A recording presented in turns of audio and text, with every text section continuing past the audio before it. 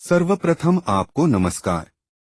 यह ज्ञानमयी और शिक्षाप्रद ऑडियो और वीडियो है और हमें आपसे उम्मीद है से अवश्य सुनेंगे।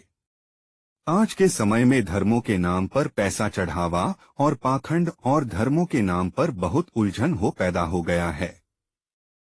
कुछ लोग कहते इस महाकिताब को पढ़ ले, इससे ईश्वर मिल जाएंगे, यह मेरा धर्म अपना लो, स्वर्ग आपको मिल जाएगा, मेरी कथा सुन ले, ईश्वर की प्राप्ति हो जाएगी। सभी लोग बोल रहे मेरा मेरा, पर अगर आप उन महापुरुषों से पूछगे कि आपको ईश्वर या स्वर्ग मिला तो जवाब मिलेगा नहीं। पर कुछ लोग अपने स्वार्थ के लिए धर्म ग्रंथों का लिपि दिखाकर चंदा या पैसा दान स्वरूप आपसे ले लेंगे और उनकी जिंदगी हवाई यात्रा, लग्जरी गाड़ी, जमीन खरीदकर अपना जीवन सुखमय बना लेंगे और वो सारे पैसे आपके हैं। सभी धर्मों की मूल चार शब्द है, वह है सत्य, सत्य कर्म, सत्य न्याय और ईश्वर के विभिन्न नाम जो आपके प्रिय लगे उसको बार बार याद करना। इन शब्दों को प्रत्येक धर्म ग्रंथों में प्रमुखता से लिखा गया है। वह है सत्य का मतलब या अर्थ भलाई करना, परोपकार करना, दुख की घड़ी में एक दूसरे की मदद करना। सत्य कर्म का मतलब या अर्थ ईमानदारी से काम करना।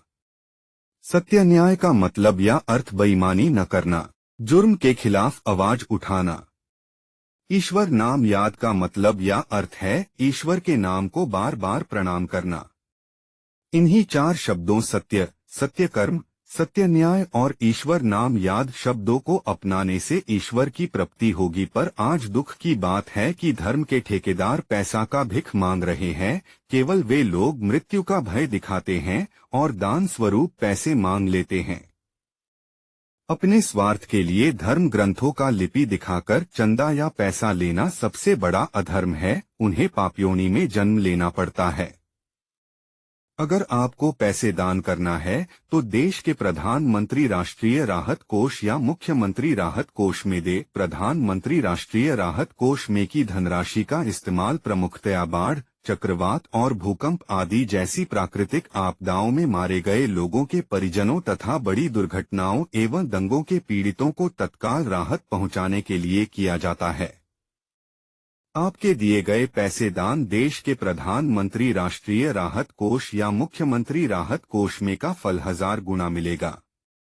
सच तो यह है कि मानव इंसान का जीवन अच्छे कर्मों और बुरे कर्मों की एक यात्रा है, जो स्वयं खुद को उसी करना है और खुद उसी इंसान मानव को भोगना है। आप सोचे आपको कौन सा यात्रा करना है, अच्छे कर्मों का या बुरे कर्मों का, आपके ऊपर निर्भर है।